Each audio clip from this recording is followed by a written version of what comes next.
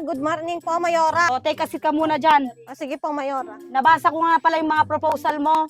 Kulang naman yung mga pondong binibigay mo. Paano po yan, Mayora? Yun lang naman po ang estimate ko do. Huwag mong ipinipilit yung gusto mo. Dapat, padagdagan mo, hindi yung sumasapat lang. Ganito kasi yun, Mayora. 3 million lang yung estimated ko. 1 million sa'yo, 1 million sa akin, at 1 million din sa gumagawa. Para naman hindi tayo makitaan ng butas.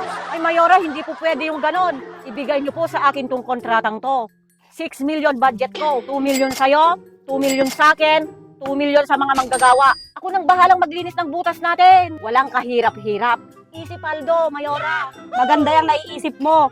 Pero siguraduhin mo lang na hindi ako mabubutasan tuwing eleksyon. Mayora, hindi pa tayo tapos. Sa akin mo na lang ibigay itong proyektong ito. Mas maganda yung plano ko. 9 million ang budget.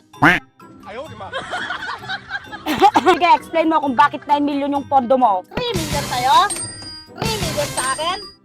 Siyempre, 3 million din kay contractor number 1. Siya na lahat gagawa, Mayora. Bakit ako kasali dyan? Mga 3 million lang yung hinihingi mong pondo. Ibibigay na natin. Linisin mo na. Ikaw nang bahala. Sige Mayora, subukan mo. Lintik lang ang walang lalabas na baho. O mga kababayan, nagpulong-pulong tong mga kontraktor at si Mayora. Kikita nyo po, eto po sila, pinag-uusap-usapan po nila yung mga pondo ng tax ng bayan. Di umano, mga kurakot tong mga to.